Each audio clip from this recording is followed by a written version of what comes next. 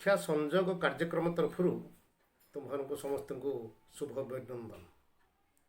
ବାଲେଶ୍ୱର ଶିକ୍ଷା ସଂଯୋଗ କାର୍ଯ୍ୟକ୍ରମ ଚାଲିଛି ସେ ପାଇଁ ସର୍ବପ୍ରଥମେ ଆଜି ତୁମମାନଙ୍କୁ ଶୁଭ ଅଭିନନ୍ଦନ ଜଣାଉଛି। ଆଚ୍ଛା ପିଲାମାନେ, ତ ଅନେକ ପାଠ ତୁମେ ଜାଣିଗଲଣି, କିନ୍ତୁ ବର୍ତ୍ତମାନ ଆମେ ଜାଣିବା ଗୋଟେ ସୃଷ୍ଟି ରହସ୍ୟ ଆଉ ତୁମର ଗୋଟେ ବଡ଼ କିଏ ଜାଣିବା ନା ନାହିଁ? ମାନେ ବଡ଼ କିଏ? ଆଜିକାଲି ଦୁନିଆରେ ସମସ୍ତେ କହୁଛନ୍ତି ମୁଁ ବଡ଼, ସମସ୍ତେ କହୁଛନ୍ତି ମୁଁ ବଡ଼। ଠିକ୍ ତେଣୁ ସେତିକିବେଳେ ଆମେ ଜାଣିବା ଦୁନିଆର ବଡ଼ କିଏ, ବଡ଼ କାହାକୁ କହନ୍ତି। ତେଣୁ ସେ ପାଇଁ ଗୋଟେ ଛୋଟ ଗପ କହୁଛି, ସେ ପାଇଁ ତୁମେ ଶୁଣ। କ'ଣ ଗପ ଦେଖିବା, ଶୁଣିବା ନା ନାହିଁ? ଗପ ଶୁଣିବା। କି ଗପ ନା, ସୃଷ୍ଟିକର୍ତ୍ତା ଯେତେବେଳେ ସୃଷ୍ଟି ତିଆରି କରିସାରିଲା ପରେ ସୃଷ୍ଟିକର୍ତ୍ତା ଇଚ୍ଛା ପ୍ରକାଶ କଲେ ସମସ୍ତଙ୍କୁ ଯିଏ ଯାହା ମାଗୁଛ ମାଗ, ମୁଁ ତୁମକୁ ଦେବି। କାହାର କ'ଣ ଇଚ୍ଛା ମୋତେ ମାଗ। ସୃଷ୍ଟିକର୍ତ୍ତା ଏ କରେ। ତୁମର ବାପା ଯେତେବେଳେ ଘର କାମ ଗୋଟେ କିଛି କରନ୍ତି, ଧର ଘର ବିଲ୍ଡିଂ ସରିଗଲା, କିମ୍ବା ଗୋଟେ ପୂଜା ପାର୍ବଣ ସରିଗଲା, କିମ୍ବା କିଛି ଗୋଟେ ତାଙ୍କର ମନସ୍କାମନା ପୂର୍ଣ୍ଣ ହେଇଗଲା, ତ ଖୁସିରେ କୁହନ୍ତି କିଏ କ'ଣ ମାଗୁଛ ମାଗ।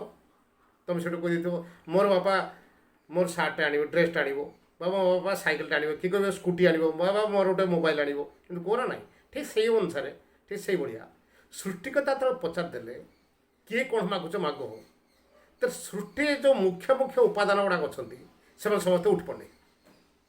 କମ୍ପିଟିସନ୍ ଲାଗିଲେ ତାଙ୍କ ଭିତରେ, ଆମେ ମାଗିବୁ। ହଠାତ୍ ଉଠି ପଡ଼ିଲା ଆକାଶ, କହିଲେ ପ୍ରଭୁ ମୋତେ ଏଇ ବର ଦିଅ ଯେ ମୁଁ ନିଖିଳ ସୃଷ୍ଟିରେ ଉର୍ଦ୍ଧ୍ୱଭାଗେ ମୁଁ ରହିବି, ମୋ ଉପରେ ଆଉ କେହି ରହିବେନି। କହିଲେ ତଥାସ୍ତୁ।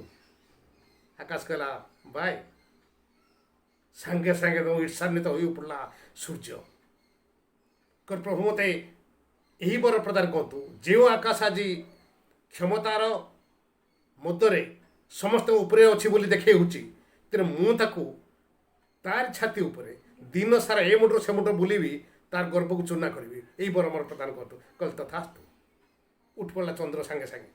କହିଲେ ପ୍ରଭୁ ମୋତେ ସେଇ ବର ପ୍ରଦାନ କରନ୍ତୁ, ସେଇ ସୂର୍ଯ୍ୟ ଭଳି ବର ପ୍ରଦାନ କରନ୍ତୁ ଯେ ମୁଁ ଯେମିତି ସେଇ ଆକାଶର ଛାତିରେ ମୁଁ ରାତି ସାରା ଏ ମୁଣ୍ଡରୁ ସେ ମୁଣ୍ଡ ବୁଲିବି, ତାର ଗର୍ଭକୁ ଚୂନା କରିବି। କହିଲେ ତଥାସ୍ତୁ। ସାଙ୍ଗେ ସାଙ୍ଗେ ଉଠି ପଡ଼ିଲା ମେଘ। କହିଲେ ପ୍ରଭୁ ମୋତେ ଏଇ ବର ପ୍ରଦାନ କରନ୍ତୁ, ଯେଉଁ ସୂର୍ଯ୍ୟ ଚନ୍ଦ୍ର ଆକାଶର ଛାତିରେ ବୁଲିକି ସେମାନଙ୍କୁ ବଳିଆର ବୋଲି ନିଜକୁ ଦେଖାଇବାକୁ ଚାହୁଁଛନ୍ତି, ମୁଁ ଯେତେବେଳେ ସେତେବେଳେ ସେମାନଙ୍କୁ ଢାଙ୍କି ପକାଇବି, ସେମାନେ ଦୃଶ୍ୟମାନ ହେବେ ନାହିଁ, ସେମାନଙ୍କୁ କେହି ଦେଖିବେ ନାହିଁ। ଭଗବାନ କହିଲେ ତଥାସ୍ତୁ। ହଠାତ୍ ଉଠି ପଡ଼ିଲା ପବନ। କହିଲେ ପ୍ରଭୁ ମୋତେ ଏଇ ବର ପ୍ରଦାନ କରନ୍ତୁ, ଯେଉଁ ମେଘ ସୂର୍ଯ୍ୟଚନ୍ଦ୍ରକୁ ଢାଙ୍କି ଦେଇ ନିଜକୁ ବଳବାନ ବୋଲି ପ୍ରମାଣିତ କରିବାକୁ ଚାହୁଁଛି, ମୁଁ ଯେତେବେଳେ ପାରେ ସେତେବେଳେ ଏ ମୁଣ୍ଡରୁ ସେ ମୁଣ୍ଡ କୁଆଡ଼େ ତାକୁ ନେଇ କୁଆଡ଼େ ପକାଇବି, ତାର ପତା କିଛି ରହିବ ନାହିଁ। କହିଲେ ତଥାସ୍ତୁ।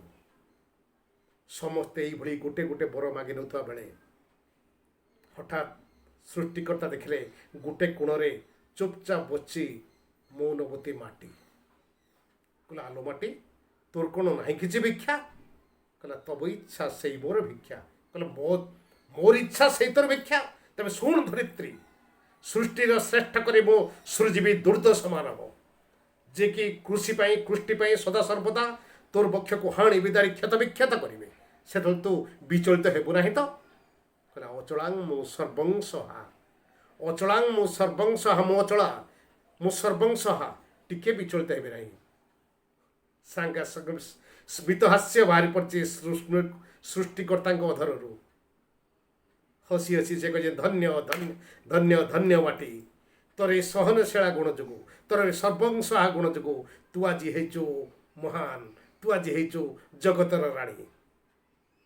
ସାଙ୍ଗେ ସାଙ୍ଗେ ଆକାଶ କ'ଣ କରିଛି ନା, ନତମସ୍ତକ ହୋଇ ମାଟିକୁ କହୁଛି ହେ ମାଟି ମା, ମୋର ପ୍ରଣାମ ଗ୍ରହଣ କର। ସଦାସର୍ବଦା ମୁଁ ତମ ପାଖରେ ନତମସ୍ତକ ହେଇ ପ୍ରଣାମ ଜଣାଉଛି। ସାଙ୍ଗେ ସାଙ୍ଗେ ଉଠି ପଡ଼ିଲା ସୂର୍ଯ୍ୟ। କହିଲା ହେ ମାଟି ମା, ମୋର ପ୍ରଣାମ ଗ୍ରହଣ କର। ମୋର ସୁନେଲି କିରଣକୁ ଦିନ ସାରା ତୋରି ବକ୍ଷରେ ମୁଁ ବିଞ୍ଚିଦେବି। ଚନ୍ଦ୍ର ମଧ୍ୟ ଉଠି କହିଲା ହେ ମାଟି ମା, ମୋର ସୁଶୀତଳ କିରଣ ତୋରି ବକ୍ଷରେ ଦିନ ସାରା ମୁଁ ବିଞ୍ଚିଦେବି। ମେଘ କହିଲା ଝରଝର ହେଇ ତୋରି ବକ୍ଷରେ ବର୍ଷିଯିବି ମା। ପବନ କହିଲା ହେ ମାଟି ମା, ମୋର ଶାନ୍ତ जो मधुर पवन को तोरी वृक्षर मु सदा सर्वदा दिन सार दिन राति सब बिछिदेवी समस्ते एक संगे कहले जय माटी जय जगतर राणी बुझिल पिला माने तेरे किए जे बड़ बोली जान किए है बड़ आकाश सूर्य चंद्र ना मेघ ना पवन किए ना माटी तेरे एठारे कहार मोहनीयता प्रतिपादित होती कहले देखा यहाँ कहार मोहनीयता प्रतिपादित होती माटीर निश्चय माटर मोहनीयता महत्व प्रतिपादित होती कहीं माटर महत्व होती क्यों गुण जो माटर सर्वंश गुण जो सहनशीलता गुण जो माटर मोहनीयता प्रतिपादित होती तेणु यही माटीर यही कहानी को लेकिन यही जो कहानी तुम कहली ये कहानी को लेकिन कवि गाथा कवि राधामोहन गणनायक रचना करथिले माटी कविता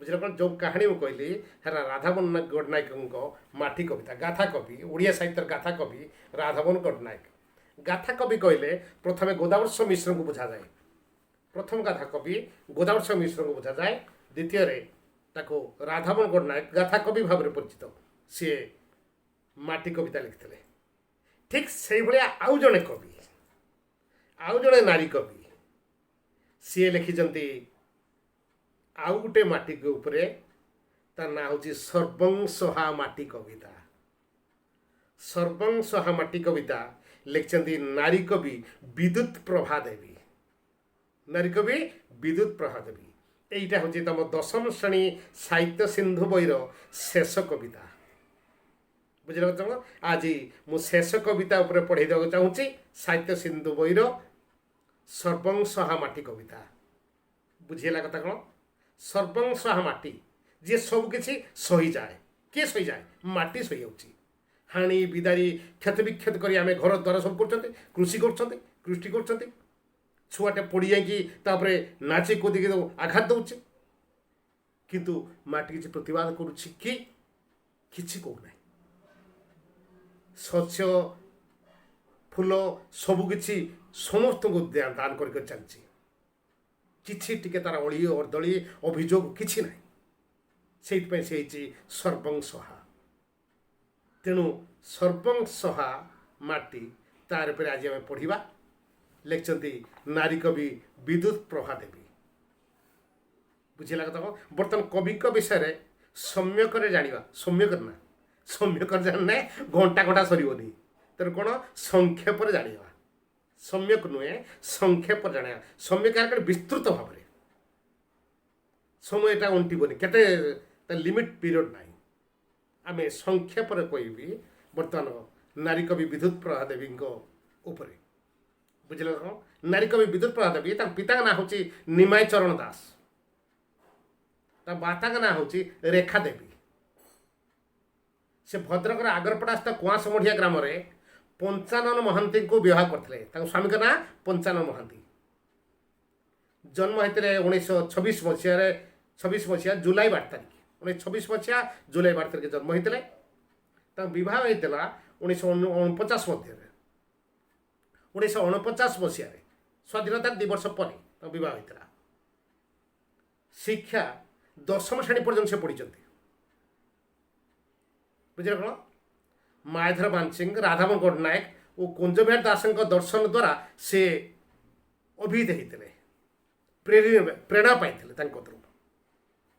बुझे कथा काव्य गुड़ा देखी जा सृष्टि गुड़िक गोटे सविता ग्रंथ 1944 मसीह से लिखते सविता ग्रंथ आ गए मरीचिका लिखते 1948 मसीह पल्लीपथे कनकांजलि 1948 मसीहा बंदनिका 1950 मसीह मरीचिका 1948 मसीह बिहायसी 1949 मसीहा जहाँ को जे शिशु कविता संकलन एटा 1956 मसीहा आ गए शिशु कविता संकलन मो पेंकाली बजे दे 1960 मसीह करते मु केमिति पिला तथा पढ़ुथा हसी हसी गड़ुथा 1966 मसीह रचना करते एटा शिशु कविता संकलन आ पुष्पांजलि भक्तिमूलक पुष्पांजलि गोटे कविता ग्रंथ से लिखते आ गए ज्योति शिखा आ सूर्यमुखी भक्तिमूलक सूर्यमुखी शेष कविता ग्रंथ हूँ माटी पानी पवन शेष कविता ग्रंथ हूँ माटी पानी पवन এই जो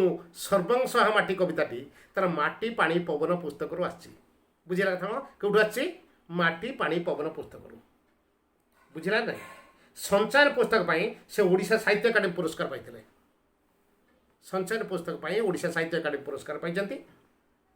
ତେଣୁ ଆମେ ଦେଖିଦେବା ବର୍ତ୍ତମାନ ଏବେ ଯେଣୁ କବି ବିଷୟ ଜାଣିଗଲେ। କବି ପରିଚୟ ପୂର୍ବରୁ ଆମେ ଯେଉଁ କବିତାର ନାମକରଣ ତା ପୃଷ୍ଠଭୂମି ଉପରେ ମୁଁ ଟିକେ ଜଣେଇଦେଲି ସଂକ୍ଷେପରେ ଜଣେଇଦେଲି, ଜାଣିଥିବ। ତାପରେ ଆମେ ଆସିଲା ନାରୀ କବି ପରିଚୟ। ଗୋଟେ କବିତାକୁ 3 ଭାଗ କରିଦେବା। ଆଗେ ପୃଷ୍ଠଭୂମି ବା ପୃଷ୍ଠବନ୍ଧ ବା ତାକୁ କହିବା ଉପକ୍ରମ, ତାପରେ କବି ପରିଚୟ, ତାପରେ କବିତା। 2ଟା ଭାଗ ସରିଲା। ବର୍ତ୍ତମାନ କବିତା ଉପରକୁ ଆସିବା। ଯିବା ନା ନାହିଁ? ଆସିବା ଏବେ। ତେଣୁ ଏ କବିତା କେଉଁ ରାଗରେ ରଚିତ ନାହିଁ, କାରଣ ଏଟା ପ୍ରାଚୀନ କବିତା ନୁହେଁ, ପୁରାତନ କବିତା ହେଇଥିଲେ ରାଗ ବା ଛନ୍ଦ ହେଇଥାନ୍ତା। ତେଣୁ ରାଗ ବା ଛନ୍ଦ ନାହିଁ। ତେଣୁ ଏଟା ଆଧୁନିକ କବିତା। ତେଣୁ କ'ଣ କରିବା? ତେଣୁ ରାଗ ଆମେ ଦେବା। ଗୋଟେ କବିତାଟାକୁ ରାଗ ଦେଲେ ଟିକେ ଭଲ ଶୁଭିବ ନା କ'ଣ? ତେଣୁ ରାଗ ମୁଁ ଦେଉଛି। ତେଣୁ ବିଭିନ୍ନ କବି ବିଭିନ୍ନ ରାଗ ଦେଇଛନ୍ତି, ବିଭିନ୍ନ ସ୍ୱରରେ ଗାଇ ହେବ। ତେଣୁ ମୁଁ ତାକୁ ମୋ ମନ ତାକୁ ସ୍ୱରକୁ ଦେଉଛି। ଦେଖିବା ତ କ'ଣ ହେଉଛି। ବର୍ତ୍ତମାନ ପଢ଼ିବା। ସରବ ସହଣୀ ମାଟି ସବୁରି ଉପରେ ସ୍ନେହ ତୋହର ସମାନେ ଦେଇଛୁ ବାଣ୍ଟି। ସରବ ସହଣୀ ମାଟି ସବୁରି ଉପରେ ସ୍ନେହ ତୋହର ସମାନେ ଦେଇଛୁ ବାଣ୍ଟି। ସରବ ସହଣୀ ମାଟି ସବୁରି ଉପରେ ସ୍ନେହ ତୋହର ସମାନେ ଦେଇଛୁ ବାଣ୍ଟି। ସରବ ସହଣୀ ମାଟି ସବୁରି ଉପରେ ସ୍ନେହ ତୋହର ସମାନେ ଦେଇଛୁ ବାଣ୍ଟି। ସର୍ବସହଣୀ କିଏ? ଏଇଠି ଦେଖିବା। ବର୍ତ୍ତମାନ ସର୍ବସହଣୀ କିଏ? ମାଟି। ମାଟି ତାର ସ୍ନେହକୁ କିପରି ଭାବରେ ବାଣ୍ଟି ଦେଇଛି? ସମସ୍ତ ମଧ୍ୟରେ ସମାନ ଭାବରେ। ମାଟି ସମସ୍ତଙ୍କ ମଧ୍ୟରେ ସମାନ ଭାବରେ କ'ଣ ବାଣ୍ଟି ଦେଇଛି? ତାର କେଉଁ ଉପାଦାନକୁ ସେ ବାଣ୍ଟି ଦେଇଛି ସମାନ ଭାବରେ? ତା ସ୍ନେହକୁ। ବୁଝିଲା କଥା? ସର୍ବସହଣୀ ମାଟି ସବୁରି ଉପରେ ସ୍ନେହ ତୋର ସମାନ ଦେଇଛୁ ବାଣ୍ଟି। ବୁଝିଲା? ତୋର ମିଠା ପାଣି ତୋ ଧୀର ପବନ ଦେହେ ମୋ ଦେଇଛି ବଳ। ତୋର ମିଠା ପାଣି ତୋ ଧୀର ପବନ ଦେହେ ମୋ ଦେଇଛି ବଳ। ଶକତି ଦେଇଛି ତୃପତି ଦେଇଛି, ଶକତି ଦେଇଛି ତୃପତି ଦେଇଛି ତୋ ଗଛଲ ତାର ଫଳ। ସୋ ଗଛଲ ତାର ଫଳ। ତେଣୁ ବର୍ତ୍ତମାନ କବିଙ୍କ ଦେହରେ ବଳ କିଏ ଭରି ଦେଇଛି? କବିଙ୍କ ପ୍ରଶ୍ନ ଆସିବ, କବିଙ୍କ ଦେହରେ ବଳ କିଏ ଭରି ଦେଇଛି? ତୋର ମିଠା ପାଣି ତୋ ଧୀର ପବନ ଦେହେ ମୋ ଦେଇଛି ବଳ। କବିଙ୍କ ଦେହରେ ବଳ କିଏ ଭରି ଦେଇଛି? ମାତ୍ର ମିଠା ପାଣି ଓ ଧୀର ପବନ। ପୁଣି କବିଙ୍କୁ ଶକ୍ତି ଓ ତୃପ୍ତି କିଏ ଦେଇଛି? ଶକତି ଦେଇଛି ତୃପତି ଦେଇଛି ତୋ ଗଛଲ ତାର ଫଳ। ମାତ୍ର ଗଛଲ ତାର ଫଳ କବିଙ୍କୁ ଶକ୍ତି ଓ ତୃପ୍ତି ଦେଇଛି। ଭୋକ ଭୀଷଣ ଲାଗୁଛି, ଉଠି ପାରୁନି, ଘର ପାରୁନି, ବଳ ପାଉନି, କରୁନି, ଏଇଟା ଖାଇଦେନ, ଏ ସେଉ 2ଟା ଖାଇଦେନ, ଅଙ୍ଗୁରଟେ ଖାଇଦେନ, କଦଳୀ ଖାଇଦେନ, ନଡ଼ିଆ ଖାଇଦେନ, ପିଜୁଳି 2ଟା ଖାଇଦେନ। ଖାଇଦେଲେ ଖାଲି ପେଟ ପୁରିଲା, ହମ ଶକ୍ତି ଆସିଲା, ହମ ପାରିବ ଶକ୍ତି। ତାପରେ କି ଟେଷ୍ଟି, କି ବଢ଼ିଆ, କି ଟେଷ୍ଟି। ତ ଶକତି ଦେଇଛି ତୃପତି, ତୃପ୍ତି, କି ଟେଷ୍ଟି, କେତେ ମଧୁର ଲାଗୁଛି। ତୃପ୍ତି ପ୍ରଦାନ କଲା ମୋତେ। କବିଙ୍କୁ ଶକ୍ତି ଦେଲା, ତୃପ୍ତି ପ୍ରଦାନ। କିଏ? ଗଛଲତାର ଫଳ। ମାତ୍ର ଗଛଲତାର ଫଳ କବିଙ୍କୁ କ'ଣ ଦେଇଛି? ଶକ୍ତି ଓ ତୃପ୍ତି ଦେଇଛି। ବୁଝିଲା କ'ଣ? କବିଙ୍କ ଦେହରେ ବଳ କିଏ ଭରି ଦେଇଛି? ମାତ୍ର ମିଠା ପାଣି ଆଉ ଧୀର ପବନ। ପବନ, ଧୀର ପବନ, ଏଟା ଅମ୍ଳଜାନ ପାଇଲେ। ଆଉ ମିଠା ପାଣି ଆମେ ଜଳ ପିଇଲେ, ଜଳ ହିଁ ଜୀବନ। ପିଇଲେ ଆମକୁ ଶକ୍ତି ଆସିଗଲା, ବଳ ଆସିଗଲା। କ୍ଲିୟର? ବୁଝିଗଲା? ତାପରେ ଯିବା। ସବୁଜ ଘାସର କଅଁଳ ବିଛଣା ଦିଏ କି ଆରାମ ମତେ ମା ପରି ମୋର ଅଳିଅର ଦଳି କେତେ ନ ସହିଛୁ ସତେ ସବୁଜ ଘାସର କଅଁଳ ବିଛଣା ସବୁଜ ଘାସର କଅଁଳ ବିଛଣା ଦିଏ କି ଆରାମ ମତେ ମା ପରି ମୋର ଅଳିଅର ଦଳି କେତେ ନ ସହିଛୁ ସତେ ମା ପରି ମୋର ଅଳିଅର ଦଳି କେତେ ନ ସହିଛୁ ସତେ ଦେଖିବା ସବୁଜ ଘାସ ମାଟ୍ରଟା କେଉଁ ଉପାଦାନ ଭାବରେ ସବୁଜ ଘାସ ତୁଳନା କରାଯାଇଛି ମାଟ୍ର କଅଁଳ ବିଛଣା ପରି ମାଟ୍ର କଅଁଳ ବିଛଣା କ'ଣ ଅଟେ ନା ସବୁଜ ଘାସ ବୁଝିପାରୁଛ ଏଇ ଯେ ସ୍ପଞ୍ଜ ଘାସ ଗାର୍ଡେନ୍ ଫାର୍ଡେନ୍ ଲେକ୍ଚର ପାର୍କର ଘାସର ସ୍ପଞ୍ଜର ଘାସଟା ତାପରେ ଚାଲାଖଣି ଦବି ହେଉଥିବ ସେଇଟା କହୁଛି ସବୁଜ ଘାସର କଅଁଳ ବିଛଣା ଦିଏକି ଆରାମ ମୋତେ ଆରାମ ପ୍ରଦାନ କରେ କବିଙ୍କୁ ଆରାମ ପ୍ରଦାନ କିଏ କରେ ନା ସବୁଜ ଘାସ ମାଟ୍ର କଅଁଳ ବିଛଣା ରୂପକ ସବୁଜ ଘାସ କବିଙ୍କୁ ଆରାମ ପ୍ରଦାନ କରିଥାଏ ବାକ୍ୟ ହେଲା ଏହା କିନ୍ତୁ କବିତାର ବାକ୍ୟ ପଡ଼ିବ ନାହିଁ ଗୋଟେ ପଦ ପଡ଼ିବ କେବଳ ପ୍ରଶ୍ନଟାକୁ ଗୋଟେ ପଦରେ ମାଟ୍ର କଅଁଳ ବିଛଣା କ'ଣ ଅଟେ ସବୁଜ ଘାସ କବିଙ୍କୁ କ'ଣ ଦେଇଥାଏ ଆରାମ ଦେଇଥାଏ ଖାଲି ଆରାମ ବୁଝିହେଲା ନାହିଁ ଲେଖିପାରିବେ ଏଇଭଳିଆ ତାପରେ ଦେଖିବା ମା ପରିବାର ଅଳି ଓର୍ଦଳି କେତେ ସହିଛୁ ସତେ ମାଟି କାହିଁକି କବିଙ୍କର ଅଳି ଓର୍ଦଳି ସବୁ ସହିଥାଏ ନିଜକୁ ମା ମନେ କରି ଆମେ ମା ପାଖରେ ଅଳି ଓର୍ଦଳି ବାପା ପାଖରେ କରନ୍ତିନି ଯେତେ ବାପା ସ୍ନେହ କଲେ ମଧ୍ୟ ଟିକେ ଡର ଥାଏ କିନ୍ତୁ ମା ପାଖରେ ଭୁଜା ଟାଣି ପକେଇବା ମା ଏଇଟା କରିଦେନି ଆଜି ମୋ ଚାଉମିନ କର ଆଜି ମ୍ୟାଗି କର ନା ମୁଁ ଖାଇବି ଆଜି ପୁରୀ କରୁନି ଦେହ ପଇସା ଦେନି 10 ଟଙ୍କା ଦେନି ଗୁପଚୁପ ଖାଇ ଆସିବି ଦେହ ପଇସା ହଁ ତ ପାରୁଥିବ ଯେତେ କରିବ ଛୋଟ ଅଳି ଓର୍ଦଳି ମା ସବୁ ସହିଯାଏ କାରଣ ସେ ଜନ୍ମ ଦେଇଥାଏ ତେଣୁ ଯେତେ କଷ୍ଟ ସିଏ ସହିଛି ତେଣୁ ସିଏ ସବୁଗୁଡ଼ାକ ତୁମ ଅଳି ଓର୍ଦଳି ସବୁ ସହିଥାଏ ଠିକ୍ ସେଇଭଳିଆ ମାଟି କ'ଣ କରିଛି ନା କବିଙ୍କର ସବୁ ଅଳି ଓର୍ଦଳି ସହିଛି କାହିଁକି ନିଜକୁ ମା ମନେ କରି ମାଟି ନିଜକୁ ମା ମନେ କରି କବିଙ୍କର ମା ମନେ କରି ତାଙ୍କ ସବୁ ଅଳି ଓର୍ଦଳି ସହିଯାଇଛି ବୁଝିହେଲା କଥା କ'ଣ ତାପରେ ଦେଖିବା ଦେହ ଦୁଃଖ ପାଇଁ ସାଇତିଛୁ କେତେ ଚେର ମୂଳି ଗଛ ଲତା ମନ ସୁଖ ଲାଗି ନଈ ସମୁଦ୍ରରେ ଭରିଅଛୁ ହସ କଥା ଦେହ ଦୁଃଖ ପାଇଁ ସାଇତିଛୁ କେତେ ଚେର ମୂଳି ଗଛ ଲତା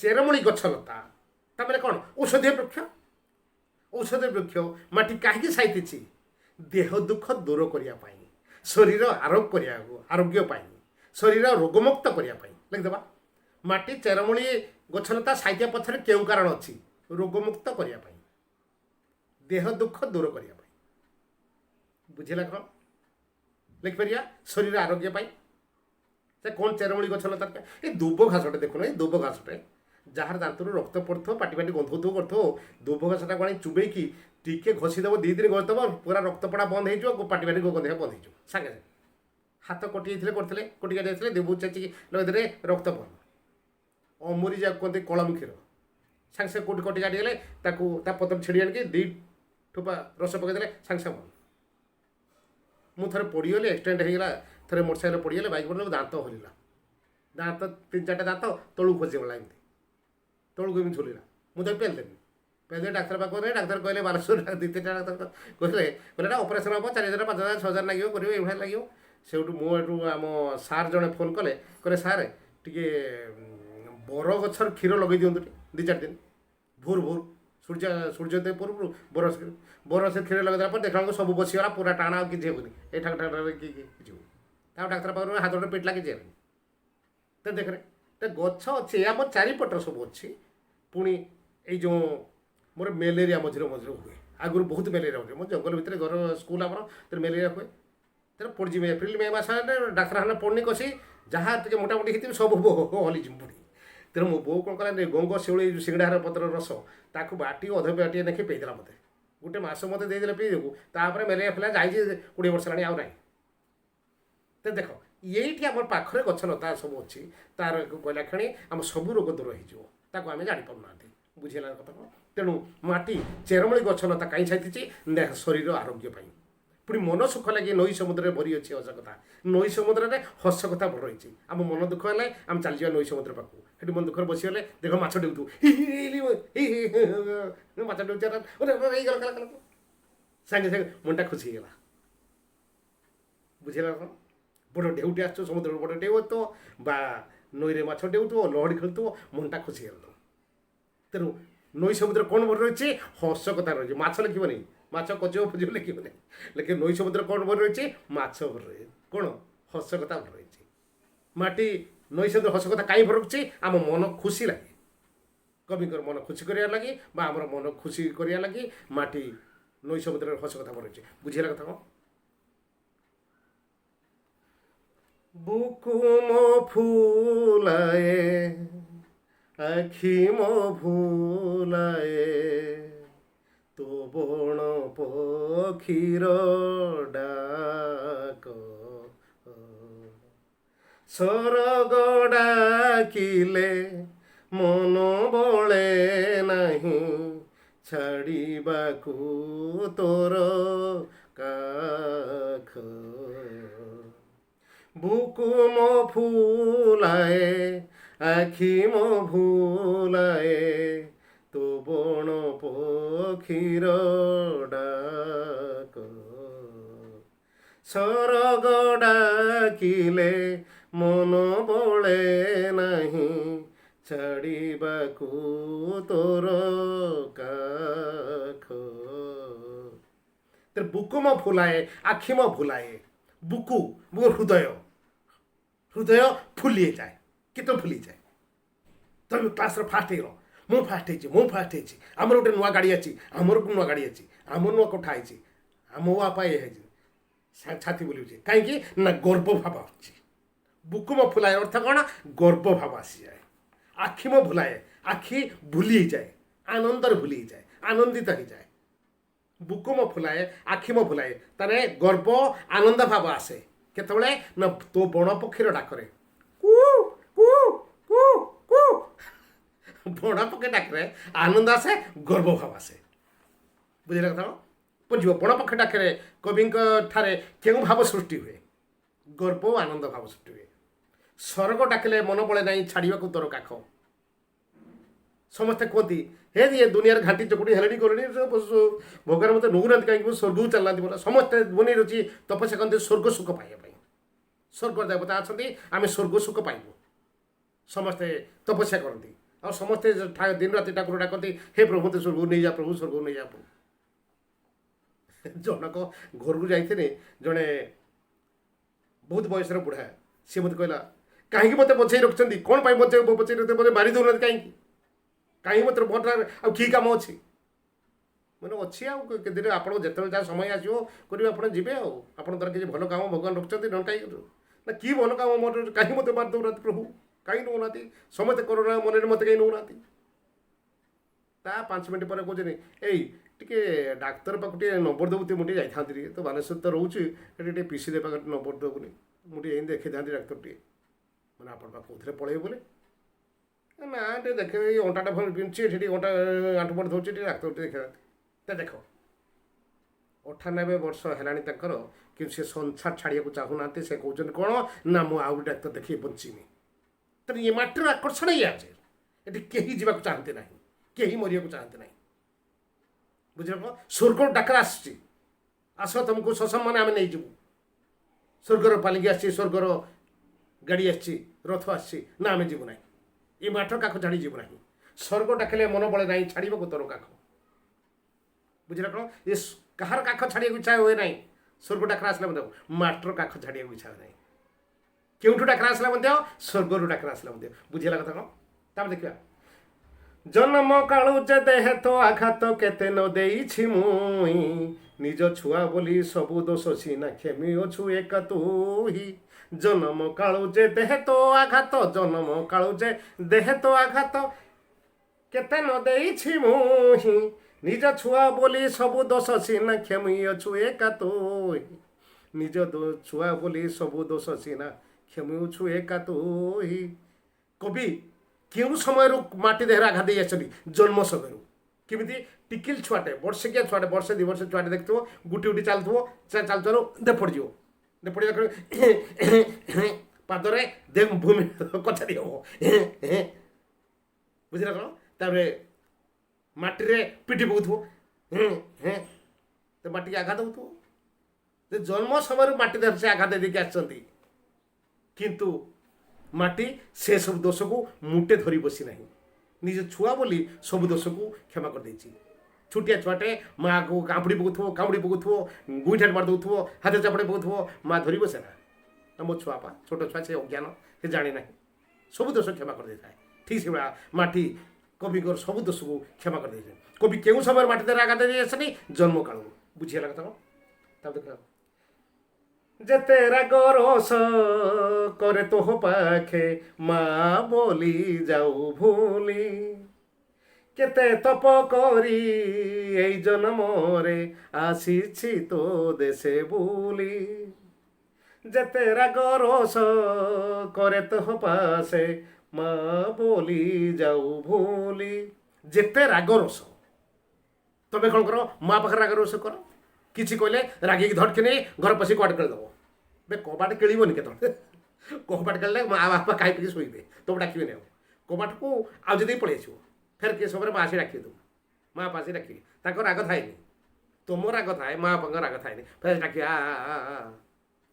बुझ तेणु माँ पाखे तुम कौन कर राग रोष कर से भाया कथा कौच जेते राग रोष करे तो पाखे हे माटी बा तो पाखे जेते राग रोष कले माँ बोली जाओ बोली कवि कहीं माटी कहीं कवि रागर सब धरी बसी ना निजको कवि माँ बोली मन करी निजको माँ मन करी सब रागर सब भूली केते तप करी ये जन्म आसी तो देश अनेक जन्मर तपस्या रूपक पुण्य कर्म हेतु तप कर्म हेतु लिखिपर क्यों कर्म हेतु तप कर्म हेतु बा तपस्या रूपक पुण्य हेतु ए जन्म से मनीष जन्म पाई मनीष जन्म पाइबा सहज कथा नुहे केतବେଳେ मनीष गुरु जन्म पाइब कुकुर जन्म पाइब शियाल जन्म पाइब विराट जन्म पाइब केते कोन जन्म कि बहु जन्म बुली बुली हेतर मनीष जन्म पाइब मनीष होछि श्रेष्ठ जन्म कहीं श्रेष्ठ जन्म ना मनीष भीतर दया माया क्षमा सब अच्छी से निज कथा भावे अन्य मान कथा सब भावे से हूँ मनीष श्रेष्ठ जीव पशु मैंने निज कथा भावती अन्य क्या मनीष भावे अन्य मान कथा तेणु सी महान तेणु से मनीष जन्म जो श्रेष्ठ जन्म तेणु अनेक जन्म तपस्या पर मोट पाई बुझला कथा ओम पधरी जो दे टीके मोते निदा हे मोर छाती निजे दुख सही ए जगत पाई लागी पड़े दिन राति धरिजु धरिज धैर्य धरिजु धैर्यरु अमाप बहुत तोर बहुत धैर्य कहीं बहुत धैर्य ना तू किसी रिएक्शन करना तू किसी प्रतिवाद करना किसी मुँह खोली कहना तेरे तोर धैर्य बहुत जार धैर्य थाए से सब सही जाए आम मैंने अधैर्य कई जन सांगे आसी चापड़ा कहला कौन पे बसु ना मुझे सांगे सांगे बस कहीं काटलानी आमको सागे सागे गोटे उत्तम मध्यम नदेले आम मन शांति हेबनी सी गोटे आसिक गोटे सांग हिसाब से कदा कौन पे बसु ना आमको बस बुझला कथा तेरे सांगे सांगे से कहीं आम धैर्य ना से कौच हे माँ तोर अमाप धैर्य टिके मत दे कवि माटर कौन मागे ना चाहिए मागे ठार कौन मागे ना चाहिए धैर्य धैर्य ना कौन हम कवि धैर्य ना कौन हम ता छाती को निदा करेंगे ता छाती पोला नुहे निदा निदा करेंगे सब पोला पोला बोली से रिएक्शन कर प्रतिवाद कर कई जन कहला कि घाई गाड़ी दौरान सागे सागे उत्तर दौरान प्रत्युत्तर दौरान कि सही होना मुझे सहीजीवी मो छाती को निदा करने छाती को निदा करने कवि माटी ठारू धैर्य गुण टे मागे ना चाहिए निजे दुख सही ए जगत पर लगी पड़े दिन राति मुझे सब दुख को निजे सही जाकि ए जगत पर मुझे सब निज जीवन को उत्सर्ग करे दिन राति लगी पड़े से तो धैर्य मत टिके दे बुझला कथा कौच दिह सीना तोर पहाड़ पथर कौल पतर प्राण दुख दौड़ मोड़ी सहिबा कुमा करी दे तो परिटाण दिह सीना तोर पहाड़ पथर दिह सीना तोर पहाड़ पथर कण पतर प्राण दुख दड़ बड़ी सहीबाकु मा କରିଦେ ତୋ ପରିଟାଣ ଦୁଃଖ ଦଡ଼ ମୋଡ଼ି ସହିବାକୁ ମା କରିଦେ ତୋ ପରିଟାଣ ମାତ୍ର ଦେହ କେଉଁଥିରେ ଗଢ଼ା ପାହାଡ଼ ପଥରରେ ଗଢ଼ା କିନ୍ତୁ ତା ପ୍ରାଣ କିପରି ପ୍ରାଣ ହେଉଛି କଅଁଳ ପଥର ପରି ନରମ ମାଟିକି ଆମେ ହାଣିଲେ ପାହାଡ଼ ପଥର ଥିବ ଭିତରୁ ପଶି ପାରିବନି ତାର ଭିତରୁ ଝରଣା ସ୍ରୋତ ବାହାରି ଆସିବ ତା ଭିତରେ ତାର ଅନ୍ତଟା ନିର୍ମଳ ଅନ୍ତଟା କୋମଳ ଦେବ ପାଣି ଝରଣା ଉତ୍ସ ଦେଉଛି ବୁଝିଲା ଘଟଣା ତେଣୁ ମାଟିର ଦେହ ପାହାଡ଼ ପଥରେ ଗଢ଼ା ପ୍ରାଣଟା କଅଁଳ ପଥର ପରି ନରମ ଦୁଃଖ ଦଡ଼ ମଡ଼ି ସହିବାକୁ ମା କରିଦେ ତ ପଡ଼ି ଦଡ଼ମଡ଼ି ଜଞ୍ଜାଳ ଦୁଃଖ ଜଞ୍ଜାଳ ଏ ସଂସାରଟା ହେଉଛି ଦୁଃଖ ଜଞ୍ଜାଳ ପରିପୂର୍ଣ୍ଣ ते दुख जंजाल परिपूर्ण ए संसारटाକୁ ମୋତେ ସହିବାକୁ ତୋ ଉପରେ ଟାଣ କରିଦେ ଗୋପନ ଦାସ ଗୋଟେ ପଦ ଲେଖିଥିଲେ ଗୋପନ ଦାସଙ୍କ ପଦ ସେଇଟା ଆଗରୁ କହିଥିଲି ବର୍ତ୍ତମାନ ବି ସେଇ କଥା କହୁଛି ରୋହିଣ ଜଞ୍ଜାଳ ବିଷମ ଜଗତେ ସଂସାରୀ ସୋଦର ବାନ୍ଧବ ସଙ୍ଗତେ ଇଚ୍ଛା ମୋତେ କାହୁଁ ଚଳିବ ବା ଜନ ସମାଜ ନିଜର ନିଜ ନୁହେଁ ମନ ରୋହିଣ ଜଞ୍ଜାଳ ବିଷମ ଜଗତ ଏ ଜଗତଟା ହେଉଛି ଜଞ୍ଜାଳପୂର୍ଣ୍ଣ ବିଷମ ତେଣୁ ସେଇ ଦୁଃଖ ଜଞ୍ଜାଳକୁ ମୁଁ ସହିବାକୁ ମା ତୋ ଉପରେ ମୋତେ ଟାଣ କରିଦେ ମୋ ଛାତିରେ ଟାଣ ଯେ ମୁଁ ଧୈର୍ଯ୍ୟହୀନ ହୁଏ ନାହିଁ ଧୈର୍ଯ୍ୟବାନ ହୁଏ କେଉଁ ପରିସ୍ଥିତିରେ ମୁଁ ଅଧୈର୍ଯ୍ୟ ହୁଏ ନାହିଁ ସ୍ଥିର ଭାବରେ ଭାବି ଚିନ୍ତି ଅନୁସାରେ ମୁଁ କାର୍ଯ୍ୟ କରିଚାଲେ ବୁଝିଲା କଥା କ'ଣ ଏଥିପାଇଁ ବୁଝିଗଲେ ଆମେ ଦେଖିବା ନେକ୍ସଟ କ୍ଲାସ୍ରେ ଆର ଭାଗଟା ଦେଖିବା ଏଇଟା ହେଉଛି ମାଟିର ମହନୀୟତା ବିଷୟରେ ହେଇଛି ଏ କବିତାକୁ ଦୁଇ ଭାଗ କରିଦେବା ସବୁଗୁଡ଼ାକ ତୁମ କବିତା ଗୁଡ଼ାକ ପ୍ରାୟ ଦୁଇ ଭାଗ ଆସିଛି ଏଟାକୁ ଦୁଇ ଭାଗ କରାହେଇଛି ଗୋଟେ ହେଉଛି ମାଟିର ମହନୀୟତା ଆରଟା ହେଉଛି ଭାରତ ବର୍ଷର ମହନୀୟତା କଥା ଦିଆହେଇଛି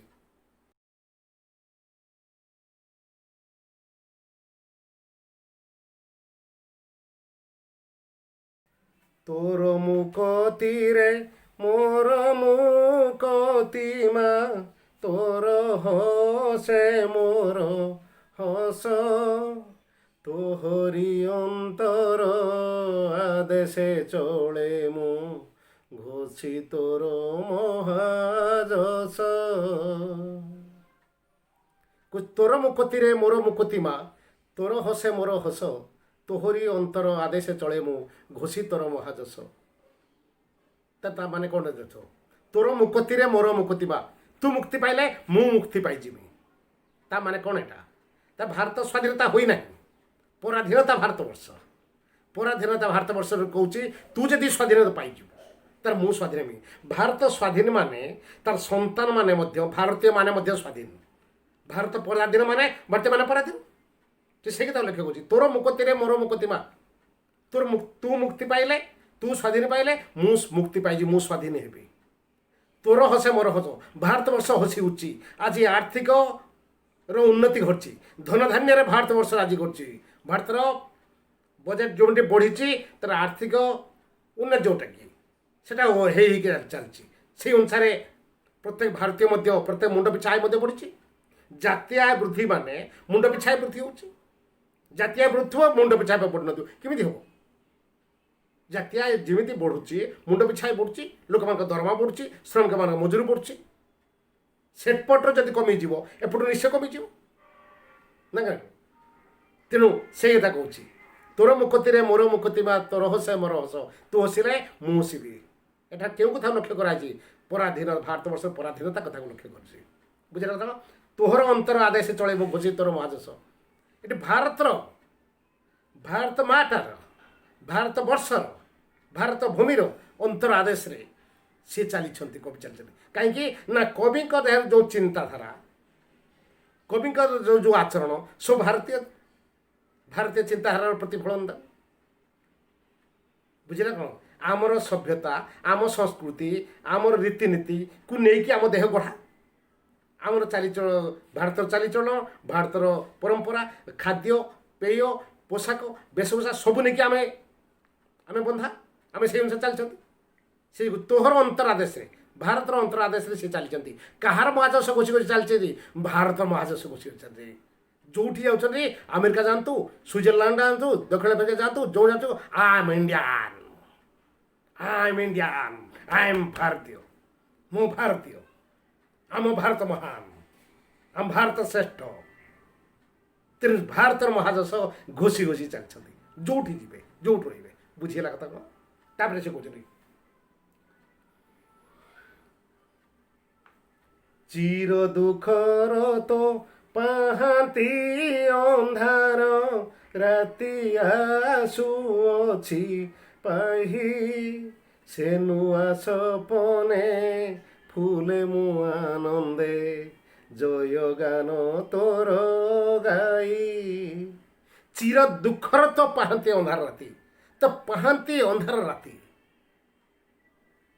ପାହାନ୍ତି ଅନ୍ଧାର ରାତି ଅନ୍ଧାର ରାତି ପାଇ ଆସୁଥିବ ଠିକ୍ ଭୋରୁ 4ଟା 4:30 ଟାଇମ୍ର ସେ ଫର୍ଚ୍ଚା ହେଇ ଆସୁଥିବ ରାତି ପାଇ ଆସୁଥିବ ସେଠି କହୁଛି ପାହାନ୍ତି ଅନ୍ଧାର ରାତି ପୁଣି ତା ପୂର୍ବରୁ କହୁଛି ଚିର ଦୁଃଖର ତ ବହୁତ ଦିନ ହେଲା ତୁ ଦୁଃଖିତ ହେଇକି ଆସୁଛୁ ବହୁତ ଦିନ ପରାଧୀନତାର ଶିକାର ହେଇକି ଆସୁଛୁ ପରାଧୀନ ଅବସ୍ଥାକୁ ତୁ ବହୁତ ବର୍ଷ ହେଲା ଭୋଗ କରିକି ଆସୁଛୁ ସେଇଟା କୋଟିଆକୁ ଯାଉଛି 1947 ଅଗଷ୍ଟ 15 ତାରିଖ ହେବାକୁ ଯାଉଛି ଇଂରେଜମାନେ କହିସାରିଲେଣି ଭାରତକୁ ସ୍ୱାଧୀନତା ଦିଆଯାଉଛି କ୍ୟାବିନେଟ୍ ମିଶନ ଆସିଗଲାଣି କ୍ଲିମେଟ୍ ଇଟଲି ଘୋଷଣା କରିସାରିଲାଣି 1948 ମସିହା ଜୁନ୍ ମାସ ପୂର୍ବରୁ ଭାରତକୁ ସ୍ୱାଧୀନତା ଦିଆଯିବ সেই অনুসারে ক্যাবিনেট মিশন 1946 মସିହା ମାର୍ଚ୍ଚ ମାସରେ ଆସିଗଲାଣି ଭାରତକୁ ସ୍ୱାଧୀନତା ଦେବେ ସମସ୍ତେ ଜାଣିଗଲେଣି ଭାରତ ଅଳ୍ପ ଦିନ ପରେ ସ୍ୱାଧୀନତା ପାଇବ ତ ସେ ଚିର ଦୁଃଖର ତ ପାଆନ୍ତି ଅନ୍ଧାର ରାତି ଆସୁଛି ପାହି ସେ ନୂଆ ସ୍ୱପ୍ନେ ଫୁଲେ ମୁଁ ଆନନ୍ଦ ଜୟଗାନ୍ତର ସେଇ ନୂଆ ସ୍ୱପ୍ନରେ କେଉଁ ନୂଆ ସ୍ୱପ୍ନରେ ଭାରତବର୍ଷର ସ୍ୱାଧୀନତା ସ୍ୱପ୍ନରେ